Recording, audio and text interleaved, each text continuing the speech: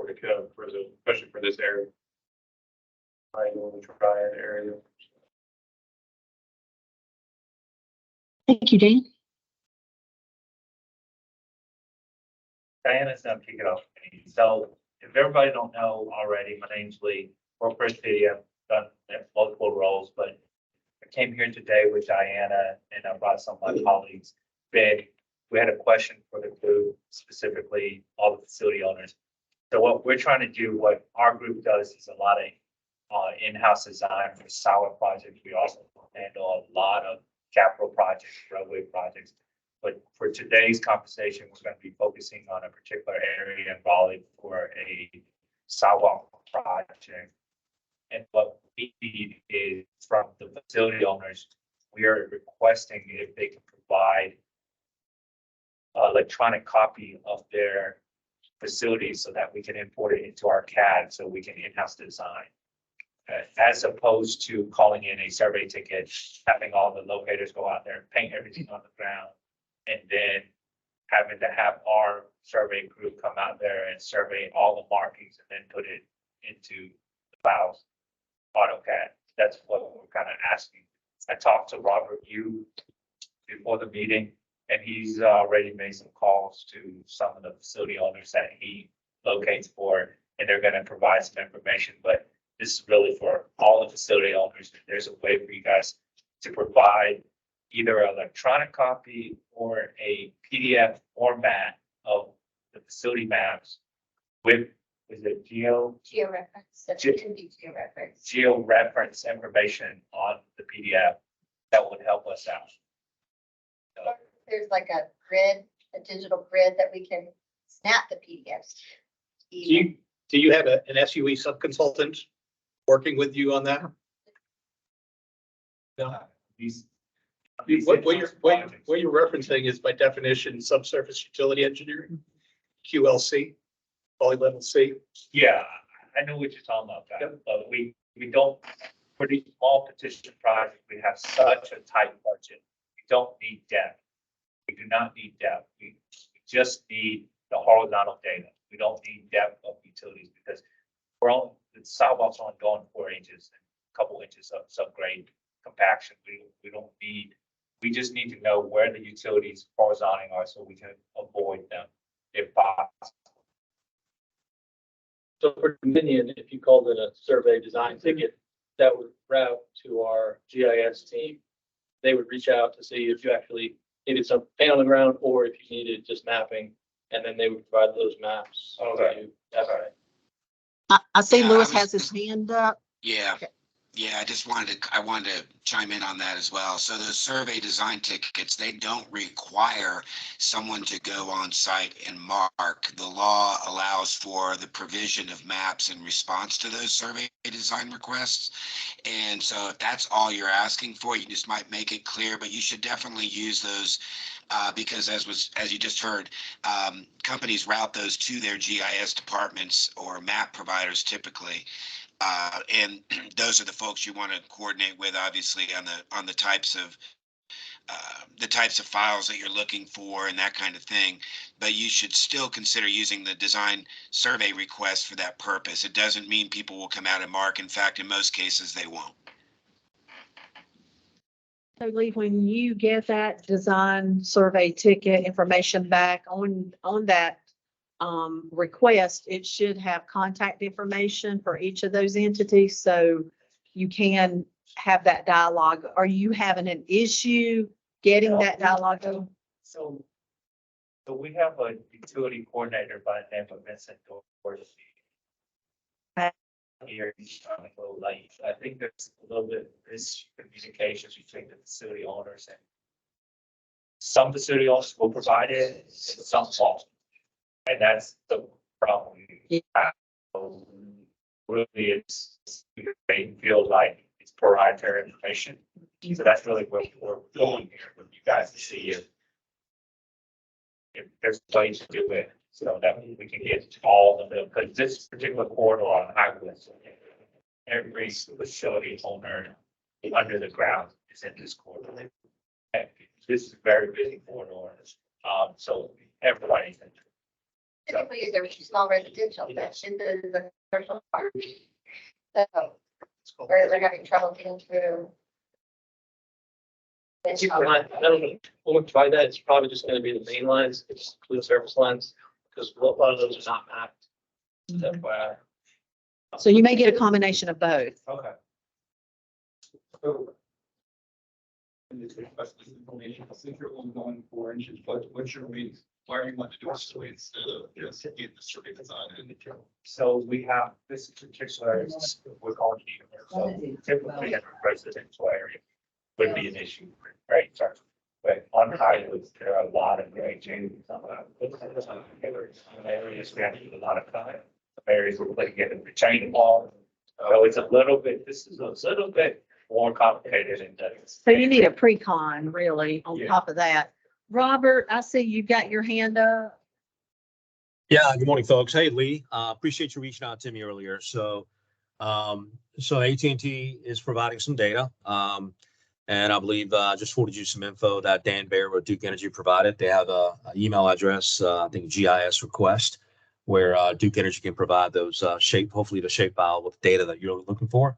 And also contacted Charter to see if they can provide the same. So in that Highwoods, that the inside of city limits corridor, 3 primary that we are involved in, we as a USIC will be Duke Energy, Charter, and AT&T. So hopefully you'll get something from them, and I'll continue to kind of ping them to make sure that they respond. So hopefully you can get that data. Okay. And the second question is, if we call in a survey locating ticket, how should we word it? If we want both sides of the road, if it's more than 1,000 linear foot, and if we need to turn the sidewalk on a wide line, can we do all that under one survey ticket, or do we need to break it up into their multiple tickets? Survey ticket is gonna be this per project, basically, is what you're looking for. And I would put a start and a stop, and then, so that they'll know exactly where you're starting, where you're stopping, and then they can communicate with you. And it sounds like with this big project, you guys do need a pre-con of some sort, for coordination at some point. And remember, those are 10-day turnarounds. I suggest when you put that survey design ticket in, you immediately start reaching out to those phone numbers listed. You'll probably get more response by you reaching out to them based on that information on that ticket quicker. Ben, you want to add? Yeah, no, thank you all for that information. If we have general questions regarding to this, the design service ticket information, is there a certain point of contact? I mean, I can certainly help Follow you. up after? Yes. Thank you. We can help you coordinate on placing those. Thank you. Appreciate it.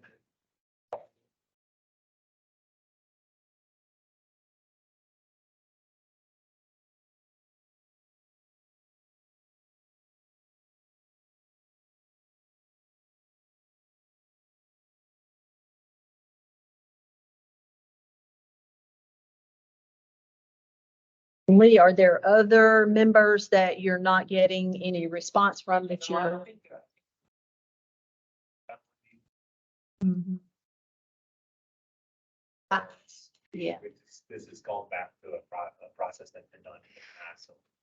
Well, we do. I don't think anybody in our staff has done one in a long time. I think survey stuff is kind of a unique thing, because if you're just wanting maps, you'll definitely have to go through us, because we don't allow our vendor to write, distribute maps, so. Definitely. So as Dan said, I mean, it's one of 3. They can either provide you maps, access to maps, or market. See, I didn't know that, and what I was given from Benton was there was a one law that they had to go out there. and market, No, even no, on no, the no. survey ticket. Not on a design survey. The member has that option, one of 3, and that's why I say communicate based on each member will have a contact out on your ticket. I would immediately reach out to that phone number. and we'll just use Dan's for instance. Dan, is that going directly to you or Michelle or that engineer now or? I see that. Boston. They're not, they can't, USIC can't send them that. They'd have to send somebody else to actually market. And I don't know if to do that in the future. Yeah. Also on that, it'll show up as the member code with an S. And so, that member code, they've determined where they want these design survey tickets to go to. So it could be emailed, as Dan said, directly to USIC, or it could go directly to a GIS coordinator. I mean, it depends on which, what member and where they want that information going to. So, I think it's a Yeah, but 15 day I'm sorry, Louis. No, I was going to say, but the important thing about that is that, anyone who's registered with us, once you identify that location, we're going to get them all in one swoop, and you'll have that list to Right. work from. So you don't have to, cobble together trying to figure out who's where and that. I mean, they'll all be notified. But again, depending on where they've designated for those tickets to go, it could be that you would have a longer period of time to wait. And the majority of those are not going to be located. They're going to fall into the camp of, I'll provide you maps or I'll provide you access to my maps. But they're not going to go out and treat those as a physical locate because there's no excavation taking place. In the event of a section. The issue with the maps, if the maps are not geographical, they're not something that we can use into our plans. They don't work for us. I think that's gonna have to be added in your budget then, because they're not required to provide supportive. So you size of SUV, like Gal was saying. Like you're gonna have to contract, if that's how you're engineering it, you're gonna have to contract. Because sometimes they're just gonna give you print, it's gonna show where it is, but it's not gonna be exact as where you press people.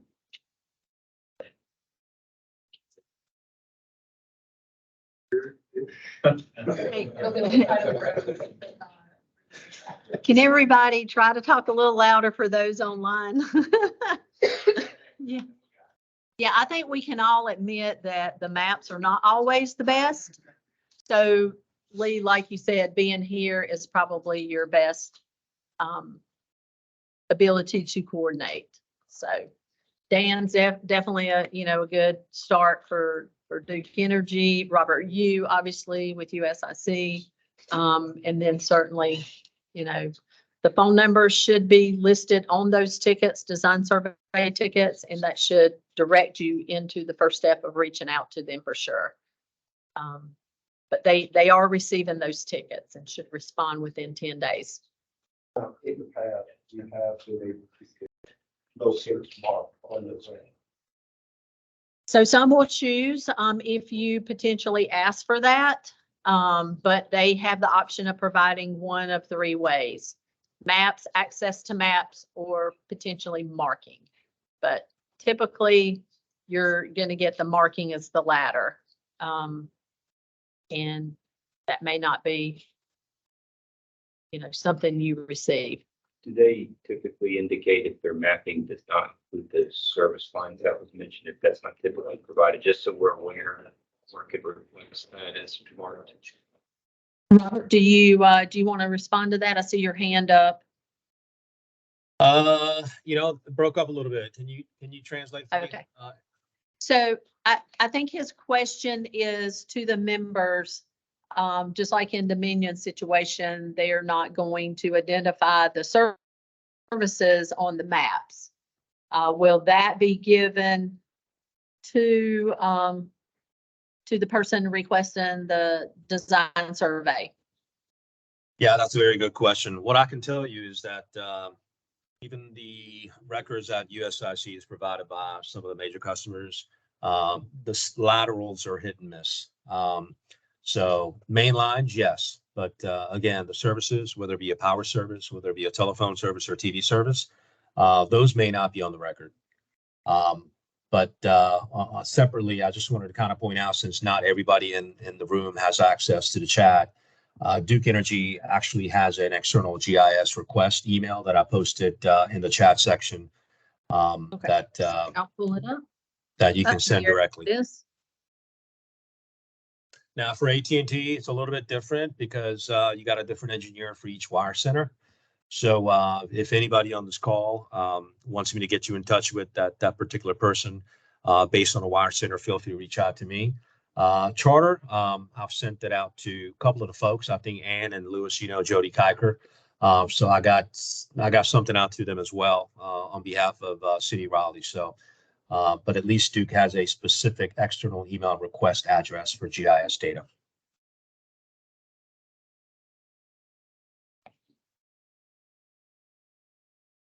So I guess This- further, if we get that design ticket, the telephone number contact, and if we have questions about the information provided, we could get clarification or potentially coordinate this concern of a area that we would need marked or we're unsure. We'll if just that's put like- you in contact with whichever member you may have an issue with. Gotcha. We can certainly help facilitate that. And what do we need to do? We don't hear from the facility owner. Same thing? That's why I'm stressing, call them. I would, when you got that ticket, just start picking up the phone. It's all about that communication. Yeah, I mean, for those of us that know me, I can certainly mediate and get you in contact with, like I said, Duke Energy, AT&T, and Charter. I know that's just a portion of all the utilities, and especially Highwoods Boulevard, because that is about as difficult it gets as it relates to locating anywhere, probably, in my opinion, in North Carolina, just because the high profile nature of that corridor from FBI to Department of Defense to CIA, everybody's on that street. So I just want to appreciate Lee for kind of getting in advance of letting us know. So I've already communicated that to my team. Looking forward to that design survey. Once that comes in, I'll make it a point to make sure I contact all the facility owners that USIC represent. And it looks like we have a whole posse here today, so you guys are communicating, so that's good.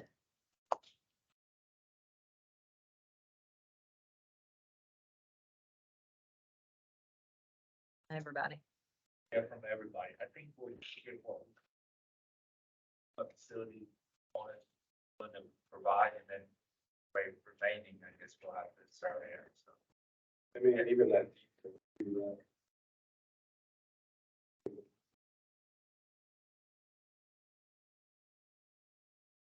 Just another reason why mapping is so important.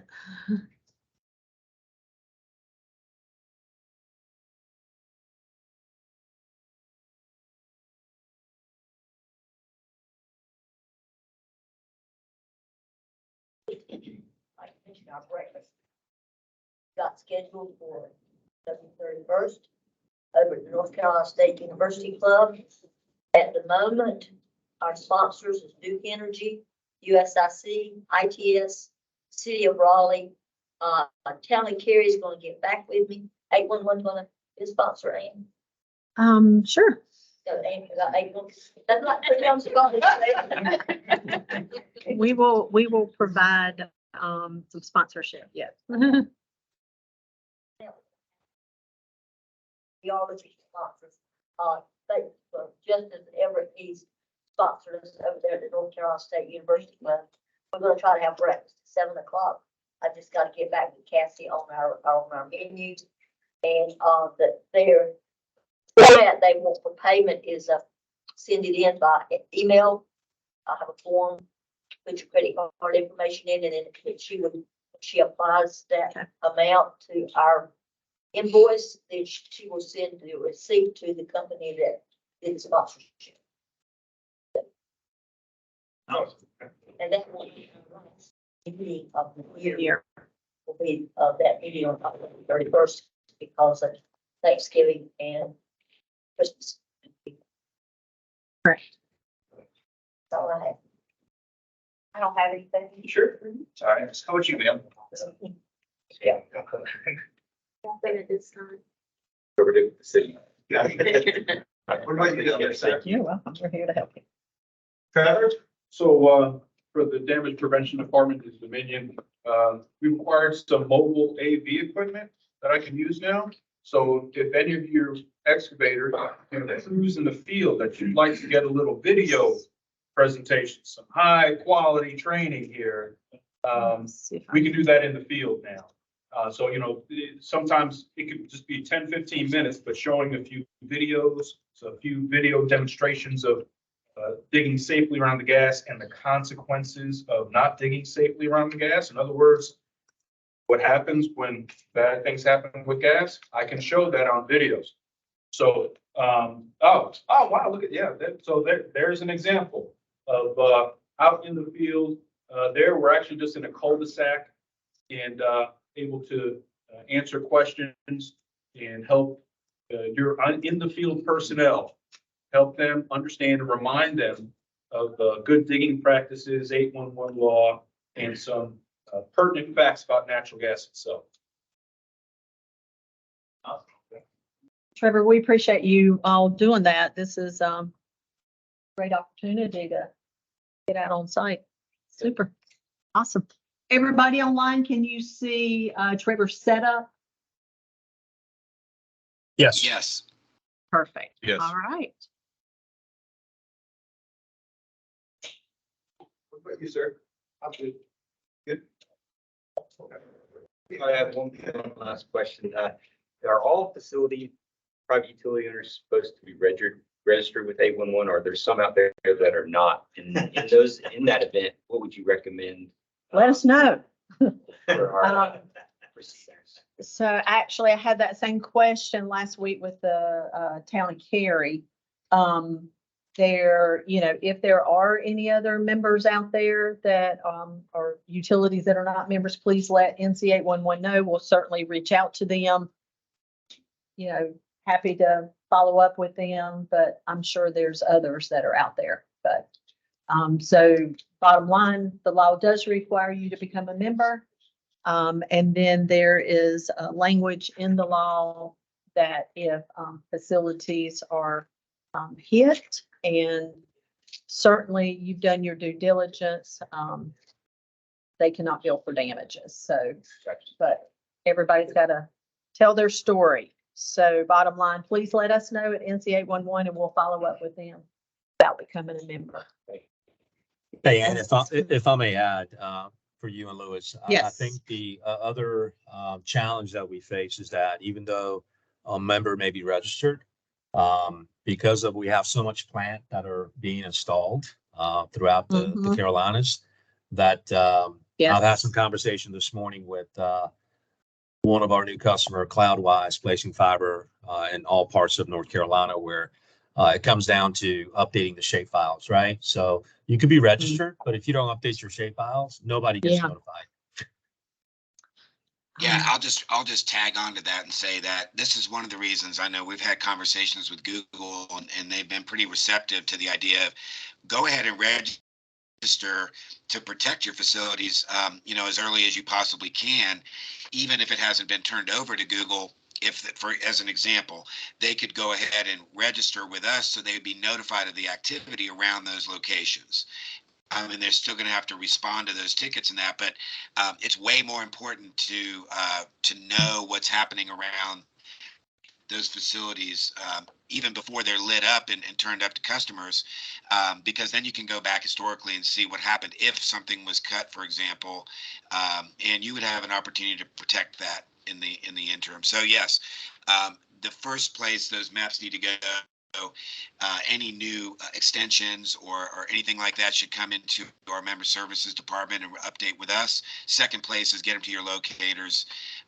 That's a national initiative as well on the maps to try to get these out as quick as we can. From NC 811 perspective, we require members at least annually provide updates, but I actually had a conversation with a member on the way up this morning, and encourage them, update them as often as possible. And as Lewis said, if you've got a huge extension that needs to be added to the maps, add them, send them to member services. They'll get updated and, it will override the one before. Diana had a facility owner that she's having issues. Get the contact. Work options, they're out on Highwood Boulevard. I'm sorry, who? Work options. That's a utility member? Doesn't ring a bell.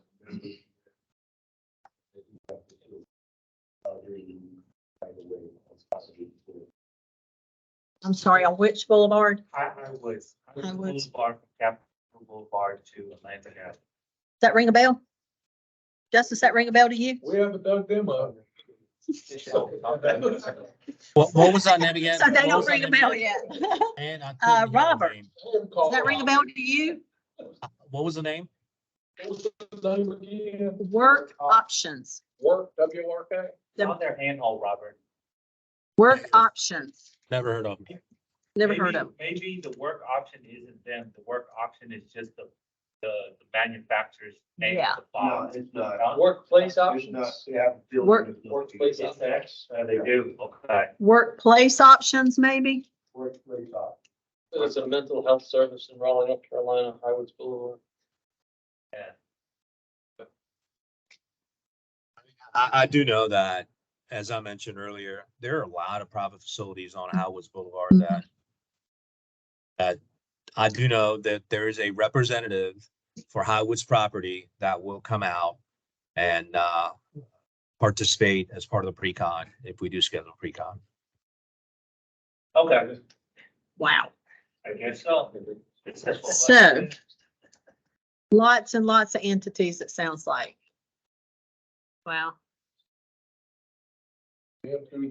Make two comments. Yes, please As do. far as members not marking their facilities, of course, I just want to remind everybody, in downtown Raleigh, state of North Carolina has a complete steam distribution system, and they're not a member of 811. And they also have their own internet system, with non-traceable fiber optic lines that run between all the state offices. That's got fixed. Yeah. The IT, Huh? Justice, I'll tell you this, that Yeah. I'm sorry, the Louis? the IT group, I was gonna say the IT group there has actually now become members. We went through a process with them. Yeah. And we have their membership agreement signed, from them. We've already started working with them to get them up to speed in the process. So that at least group is now a member of NC 811, the IT, Department of IT within Raleigh. Last year when we were down there, their fiber lines are not electronically detectable. Just to let you know. And then the second comment is, the best thing that could happen is to have the city of Raleigh require of the investor-owned utilities, what's required of the contractors and developers, is that we send GIS compatible plans of our facilities to the city.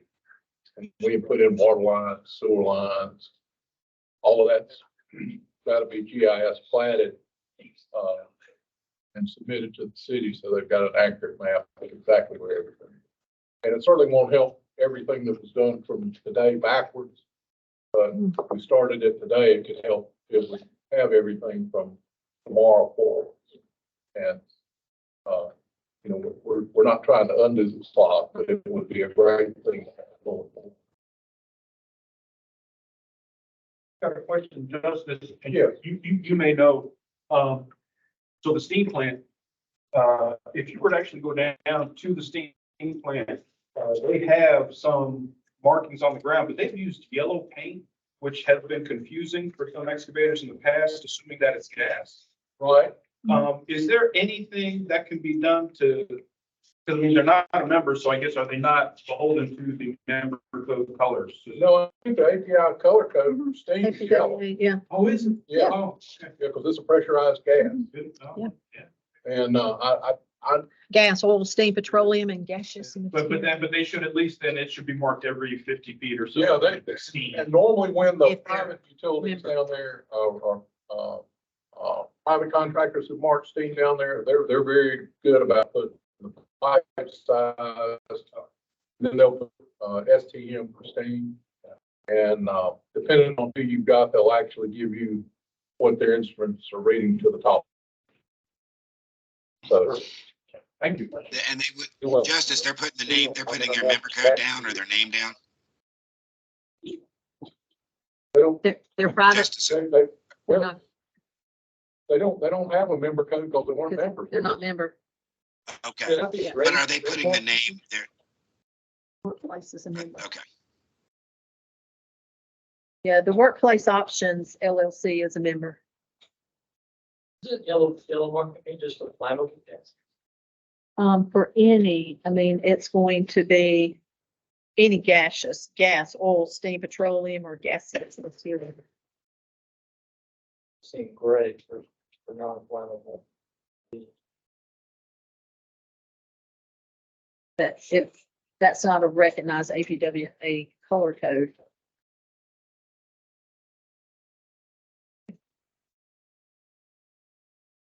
Being it's not a member, is there a general contact that people are trying to coordinate that to find or have those facilities located? We'll have to get up with, the state of North Carolina facilities people downtown. That'll be a special, I do not have any contact information, but, they've got, and those guys are always responsive. It's just, they don't get tickets. Thank you. Yes, sir. And certainly if you find contact information, we need to chat with them. We're happy to do that. Thank you very much. You're welcome. But the Workplace Options is a member. It's like one of the last ones in the list. All right. Any other questions? Good job, Trevor. How are you? Good. Good to see you. Do you have a question? You sure? Okay. All right. Well, I will, if that's okay, do you want me to hop into the presentation? Okay.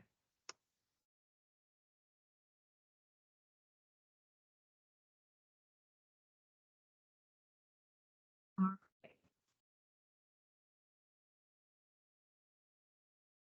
Justice, you Let need me to go back to those slides. No, we're finished down here.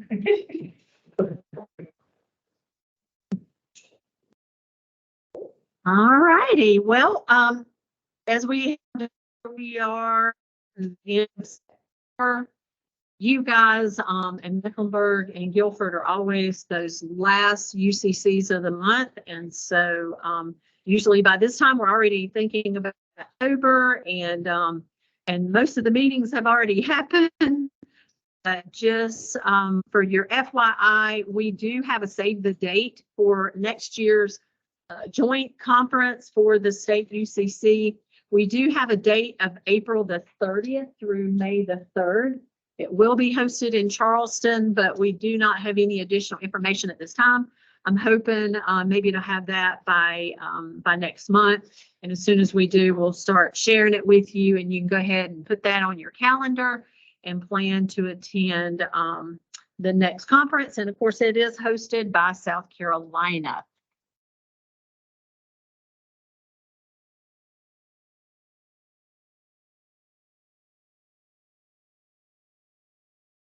Contract signed.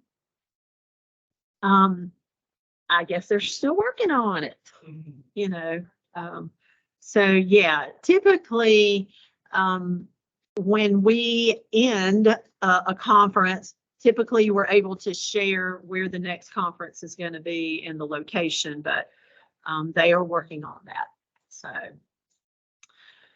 just want to remind folks that school is back in session already. I know even yesterday, if any of your kids had a work day, it just seemed like they just started back to school and they've already had a work day. So just want to remind you that you are able to go to ncdot.gov. If you will search just the keyword school bus safety. So any of those that are maybe having a toolbox safety meeting, feel free, go out there, grab the video, and it really does help you understand when you need to stop, you know, should you have a divided highway, different options of the requirements of stopping for a school bus. And just remember, you know, these little kids, they'll dart out in front of you in a hot minute. So please be aware that if you are traveling near or behind a school bus, to please watch out for our children. All right, moving past the safety moment, want to try to dig into our data to give you an idea of where we landed at the end of August last month. We have started providing you some numbers at the end of the slide so that if you go back onto our NCUCC website, you will find what those numbers were for the month. As you see here, we are at a 3.3% increase compared to August of 2022. So where we landed was 247,083 tickets. And that was compared to the same time last year at 239,000.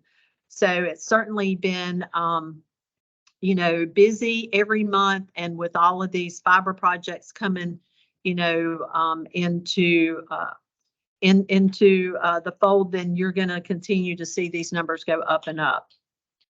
I did want to remind you all that when we start looking at the volume of tickets, we did meet last week for the LRPC, and Dan here is our chair of the LRPC.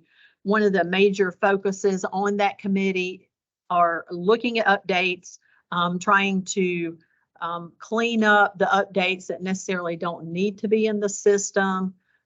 So currently for the month of August, we had 30% of all our volume was due to update tickets.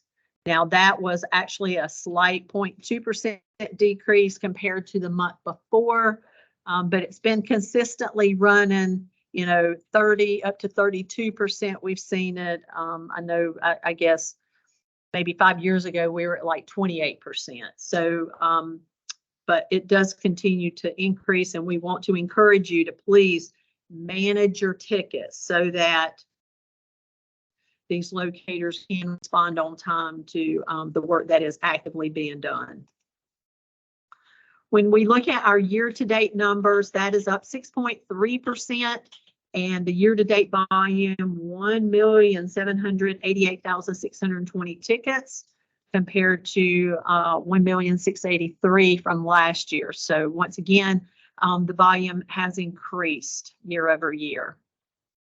When we look at your transmissions, Lee, you know, here in Wake, you had mentioned an unbelievable amount of members when you're dealing in such a high volume area. Those transmissions, every time a ticket goes out, everybody's getting hit for that. They're getting charged for a transmission. So that's why it's so important to really manage your tickets. Transmission for the month to date for August, 1,295,285. So unbelievable amount of volume compared to 1,272,000 the year before. So when we look at year to date, we're up 5.3% overall for the year. And so far, we're at 9,567,000 tickets. So as we've kind of said throughout the last couple of weeks and talked about projects, is buckle up, Buttercup, because here it comes. So let's kind of dig in and see where that volume is coming from. We're looking at month to date. We ended with a 13.7% increase overall. So total tickets, 33,794. And certainly want to bring to your attention the 3-hour tickets and the update tickets. So you can see 3-hour is up 66.3% and updates are up 29.5%. And of course, this is the snapshot from August of 2023 to 2022. Year to date, we are at a 6.5% increase. Overall tickets, 231,810. The 3 hours are up 38.5% and updates 16.7. So not quite as bad. Let's look at where the bulk of the tickets are coming into. As you see here, out of 33,000 tickets, 13,117 are in Raleigh. Next, coming in second is Apex, or excuse me, Cary, then Apex, and then Fuquay Arena. So, of course, we had mentioned Garner, Wake Forest, lots of work going on. So let's talk about where those top 10 callers are coming from. I think you had mentioned RH Underground. Well, actually, Prince Telecom had the most tickets for the month of August here in Wake County. They are actively working for Google Fiber. ITS, Court, I know you're on the call. ITS works for multiple members. Dominion, for Dominion, Verizon, Ting, Google, Charter. You know, as I looked in Wake, they are multiple, they work for multiple members. RG Communications, they are a charter contractor for them, placing conduit. MozTech, they work for Duke and also Dominion, so you'll see those here in Wake. Pike Electric, that is a typical Duke provider that is doing work. AT&T Utility Operations, they are a contractor, I think, that provide buried drops for AT&T. So that work is ongoing. RH Underground, you know, that is a contractor for Google and Ting. And I think you mentioned the All Signal Solution, Google and Charter, work being done for ANSCO, AT&T, and then finally Intent is Harmony Network, and that work is being done for Ting. So we would encourage, you know, any of these other members, if we can get some of these contractors here to the table, certainly love to have them. So please invite them. Any questions on the top 10? I hope that you'll find this beneficial for you month over month so that you can see the amount of volume that is coming into our call center. I just want to remind you, on average, about 76% of all of our tickets are coming in through online options. When we jump into our damages, Wake did lead the pack for August at 223. Mecklenburg was not far behind with 186 that was reported. The other top ones are Durham with 81, Alamance 64, and Guilford 69.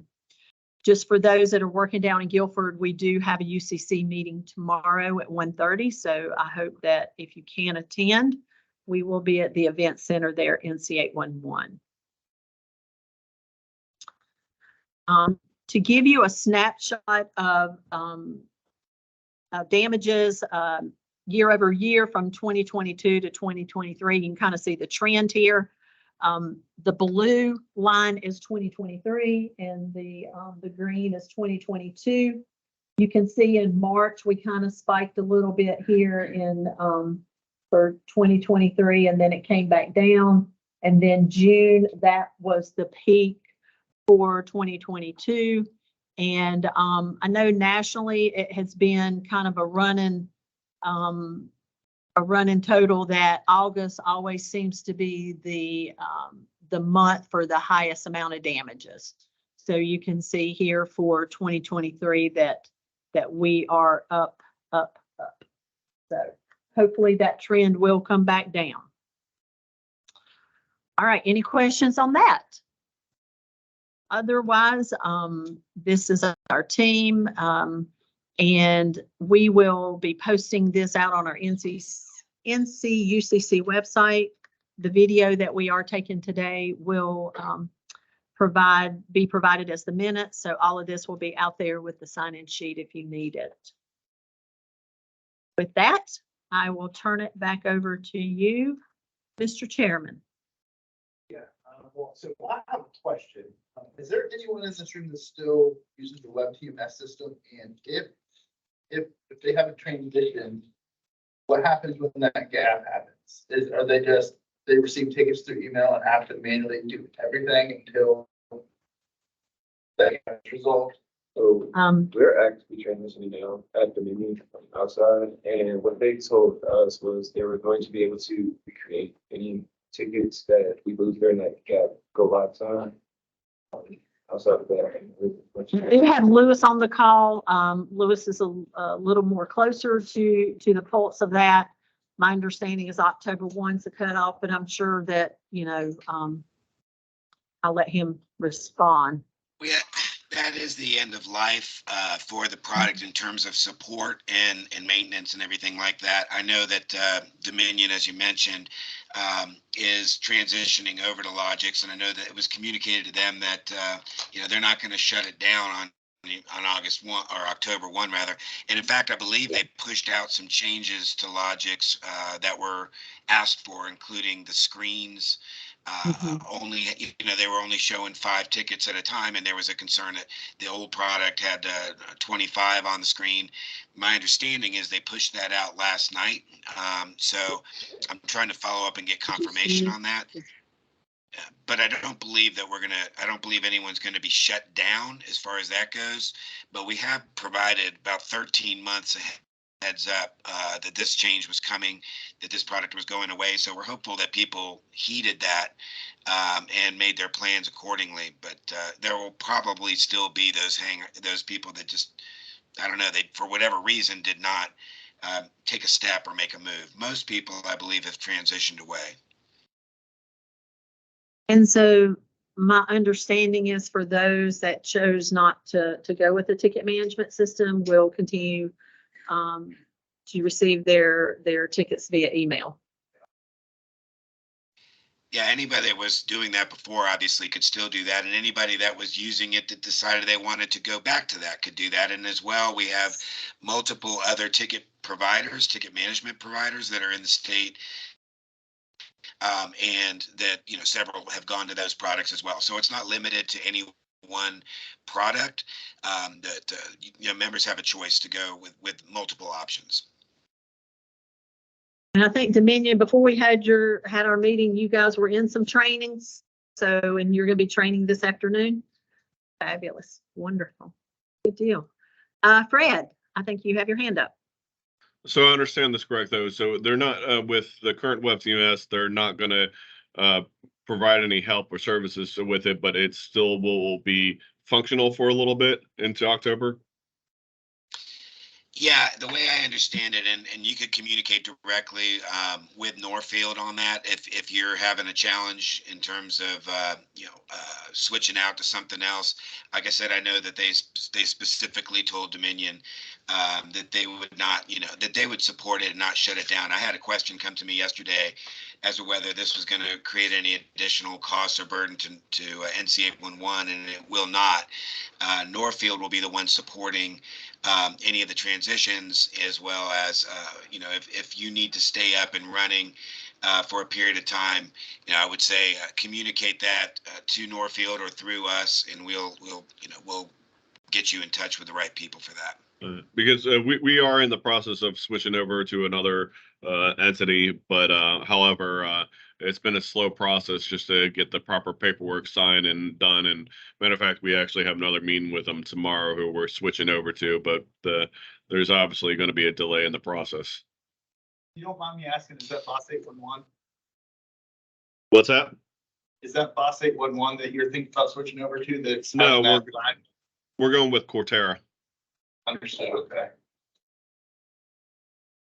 Yeah, and people need to understand that there's Cortera, there's Boss 811, there's EarthNet, there's a series of different companies that are providing products. So I want to make sure, and we made this point earlier in the year, we're not directing people towards any particular thing, but we wanted to give plenty of heads up.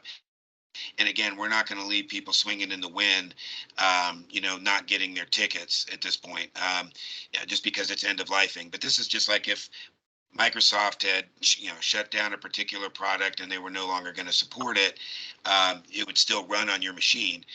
When you have a problem with something, that's where you're going to have an issue. So we wanted to give as much heads up as we possibly could, 13 months.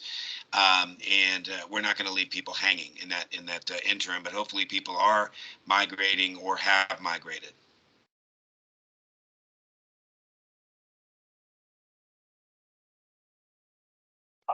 Okay, well, I'm good. It is 12, so if there's. Do you want to give the folks online an opportunity if Oh, they yeah, have anything? yeah. Um, anyone online that would like to, share any projects or damages or?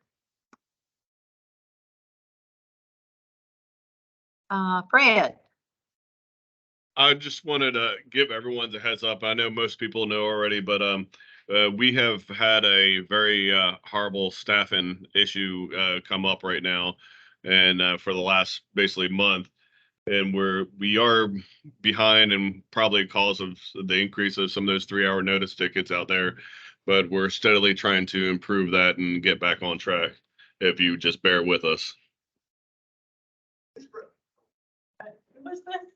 Town of Cary. Town of Cary. Yes. And I'd just like to throw out that we have a meeting today, myself, Chris Russ, and folks from Google are meeting with Nate Denny. That's the broadband coordinator for North Carolina, to talk about the BEAD money and what's coming into the state, and potentially some things that we can put into place to help smooth that transition as it's going down. And some of the things that we're going to suggest are things like mandatory training of Pipes Plus when people enter the state, UCC attendance, pre-con meetings, and potentially even white lining. We've started looking at the white lining component, and where that could be particularly effective. We want to try to encourage that. So the state has some latitude in the deliverables on this, and so we're going to have a communication with them today. And see what we can do. We're also trying to get some timing together on the counties where they're going to be rolling out these grants and that, so we can get in front of that at least, and give people a heads up in those municipalities particularly to prepare, because we've seen this happen before, where if somebody's caught unaware, they don't have the resources. We're trying to give people as much heads up as we can. So that's going to be part of the conversation today too. And so to be continued, but I'll make sure that everybody's in the loop on that and aware. Nice. Thank you. Mr. Helms. Yes. Anything to add? No, not today. Thank you. Mr. Bennett. No, everything's good. Nothing to add today as well. Desmond, how about you? Not a thing. Super. All right, Jennifer, I see you hopped in. Nope, everything's going good, just busy, but good. And Eddie.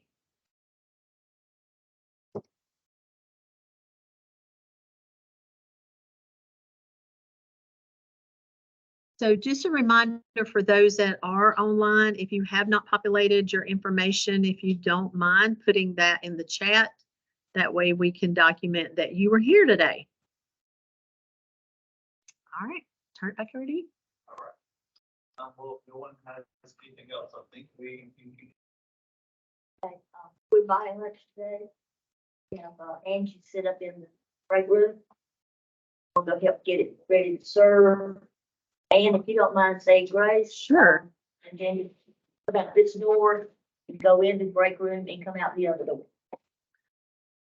So for those that are online, just want to remind you once again, October 31st, we'll be sending out communication on the damage prevention breakfast. Are you wanting folks to bring giveaway stuff if you can to raffle off? that something y'all are wanting to do or? Yay, nay? Haven't we done that in the past? Yes. I think there was door prizes. Yeah. Typically, we've had. Yeah. So if everyone can bring a door prize that can be given out, that'd be wonderful. And we'll definitely see you October 31st. So for those that are online, we're gonna hang up from there and thank you all for being with us today.